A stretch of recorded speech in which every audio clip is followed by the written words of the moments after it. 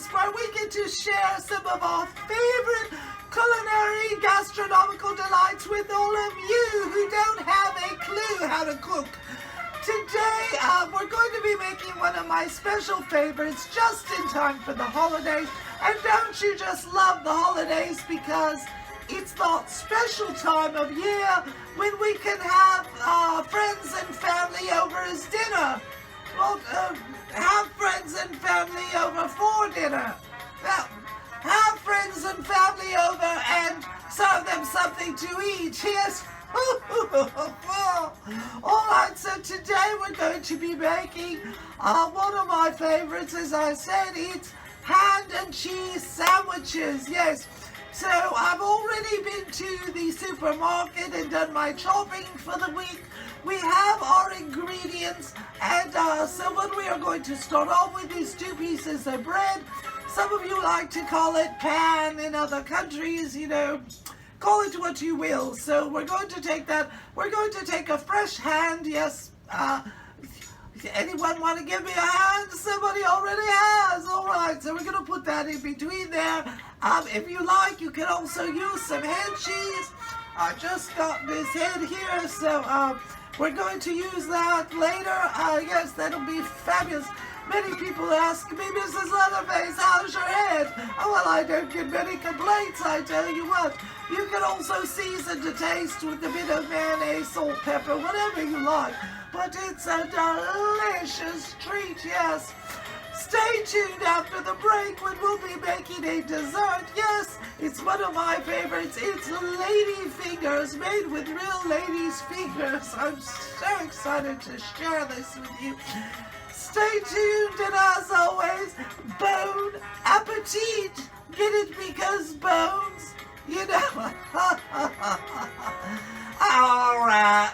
Howdy, meowdy, boys and ghouls, and welcome to the new Mew Review. Yes, enough of these shenanigans. Let's get on with talking about what we're all here for. It's Dragula, Season 4, Episode 4. I'm Miss Kitty Litter ATX, and don't worry, I've never heard of me either. I wasn't sure if you'd be here, but I thought I saw you coming. Okay. Anyways, let's talk about the episode. Okay, this week, there is one thing I want to say before I get started. If you like what I'm putting out there, please like, share, and subscribe. It would mean the world to me. It takes a lot to look this cheap, so anything you can do helps. Alright, moving on. Dragula, yes, the episode starts off. We've got a skit with the Valet Brothers coming into this rock and roll nightclub with strippers everywhere. I don't know where this club is, but I want to go there. It looked like hella fun. At any rate, they let us know that the theme, as it were, for the week is going to be like a rock and roll theme, okay? So, Monsters of Rock, as it were. So from there, we move into the workroom where conversations ensue. The groups are then told that they're going to be split up into teams. And this is going to be a 2-part challenge this week. The first part of the challenge, they have to present their individual rock and roll, Monsters of Rock, fantasy look or whatnot. And for the second part, they have to show how they work as a team in this rock and roll lip sync to a song by a artist called Poppy. Okay, so who incidentally was one of the guest judges along with Rachel True from The Craft, which is a movie that I dearly love. You know, it's just fabulous. So it was good to see her again back on Dragula. At any rate, they were divided up into teams, and the teams consisted. Team 1 was Dali, Hora, Saint, and Zabaleta. Team 2 was Sigourney, Marie, Betty, and Jade.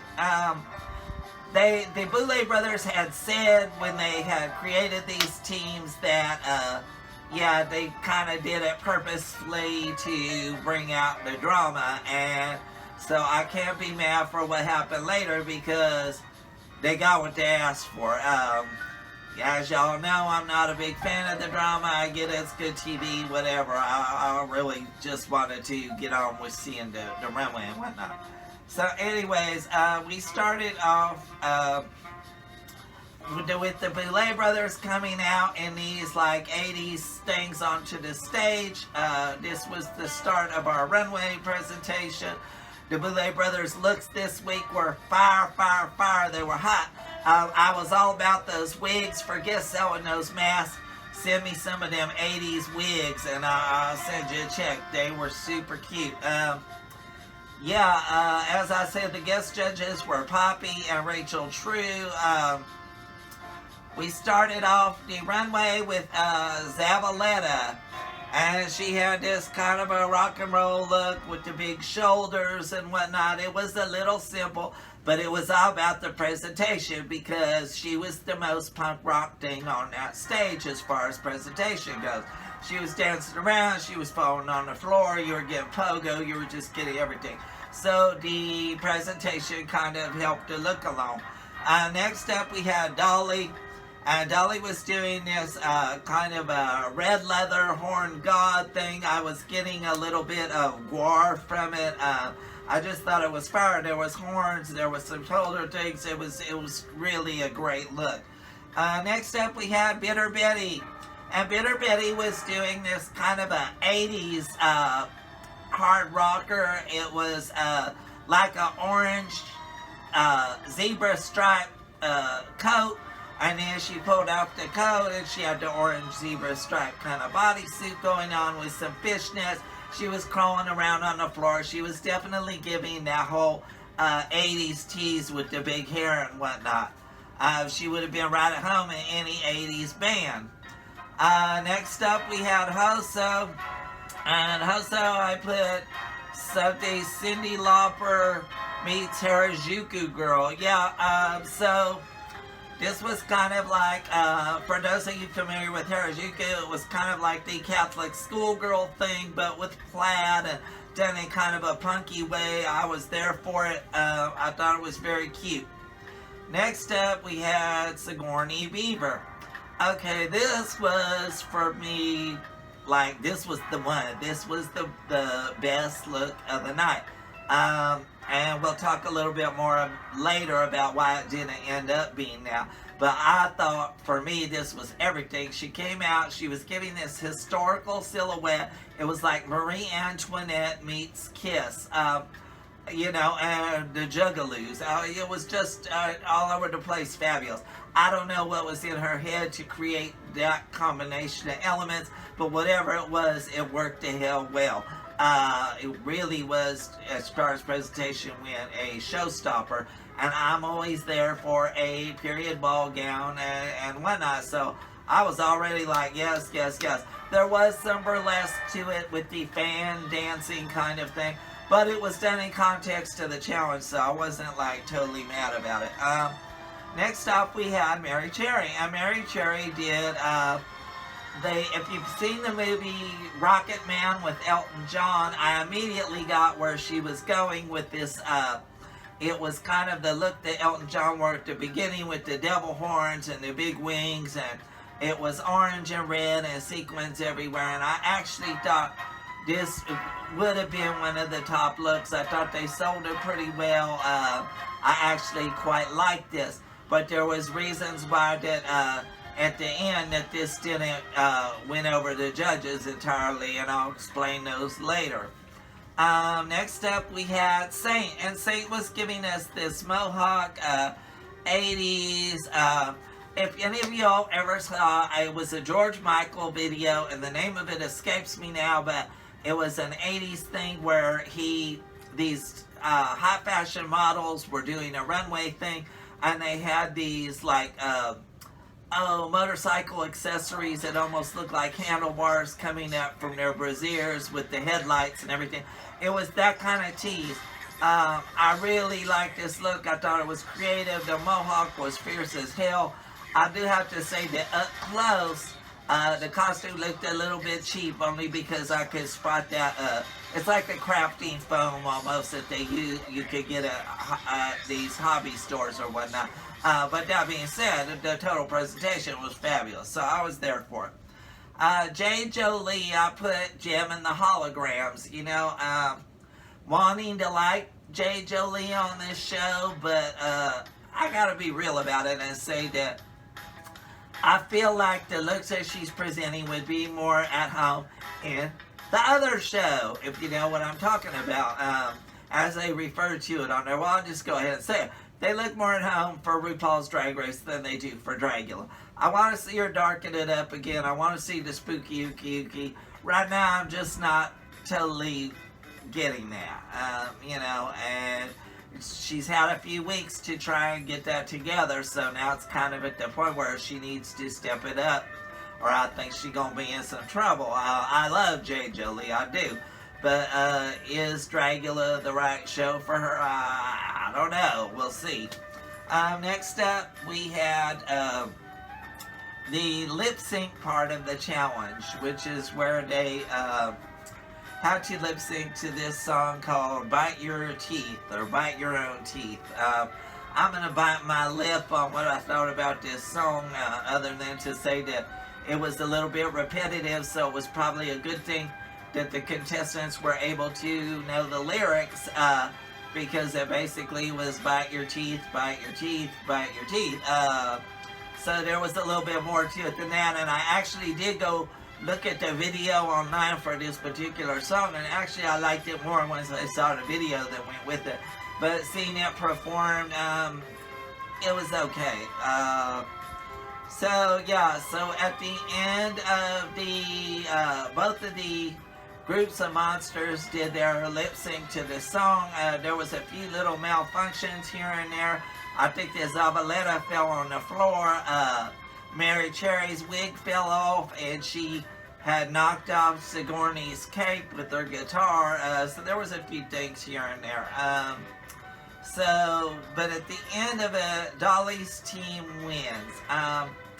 And we have to go backtrack a little bit to what had happened with Mary Cherry. Was that Mary, when they had announced what the themes were for this week's challenge, she said that she had forgot to bring the second outfit. And I was just kind of like, why would you not bring that? This is every single season, the Monsters of Rock thing has been a big deal on this show. So it was just perplexing to me, other than if it had been damaged in transit, giving the benefit of the doubt that it wasn't just like a total oversight. But so what had happened was Sigourney Beaver, and props to Sigourney Beaver, because I thought she stepped up to the plate on that. Not only did she have my favorite look of the evening, but also the fact that as a team member, that she felt like, she said, hey, I've got extra fabric, I will make you that extra costume that you need. And apparently Mary Cherry maybe had volunteered at some point to help, but was not as emphatic about it. Mary said that she doesn't know how to sew. I can only give that a partial pass, because I know myself. Mary mentioned that it took 2 days to make the outfit. In 2 days, you could have did like a shift dress and hand sewed it. 2 pieces of fabric, you sew the sides, flip it inside out, bam, you got an outfit. That doesn't totally pass for an excuse. But good on Sigourney Beaver for, you know, saying we wanted a cohesive look. And then she created that for her. And so at the end of it, Sigourney's team was in the bottom, and they had, their challenge was that they were going to have to endure some electric shocks. Before they got to the challenge, they had asked, the Boulets had asked all of the monsters on stage who they thought should go home in this episode. And everybody, without question, said Mary Cherry, except for Mary, of course. And they all gave their various reasons. Mary felt like she had somehow been sabotaged and tried to turn it all around and say it was Sigourney's fault. I'm like, you know, even the outfit that she came out with, this second one, y'all know how I feel about flats, and somebody showing up onto stage with some flats with some fun fur glued on them, and no. I said it on my Wanakiki reviews, I'll say it here. Don't show up to the party in some flats. It's just not, it's not the thing. So anyways, at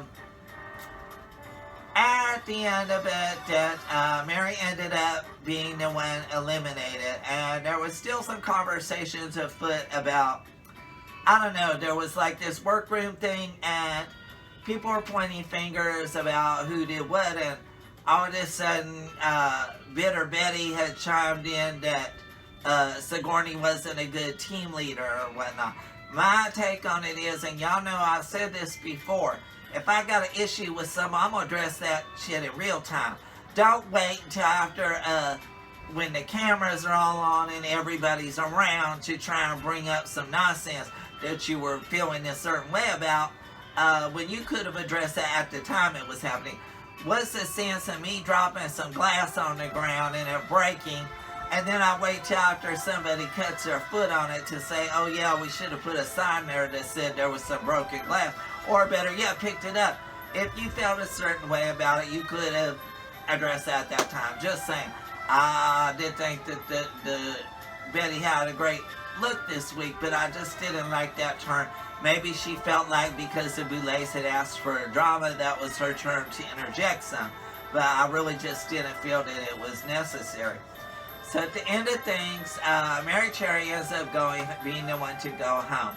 And, after several weeks of looks from Mary Cherry that were, in my humble opinion, maybe not the best fit for the Dragula stage, I do want to say that I think that Mary Cherry is an amazing drag performer and does have some great looks. Were they great for Dragula? Perhaps not, but if I'm being real about it, the same could be said for J. Jolie so far, because I haven't seen that really scary that I would like to see from her. At any rate, what was y'all's thoughts on the episode? Who were you living for? Who was kind of mad this week? Did you agree with the judge's decision on who went home?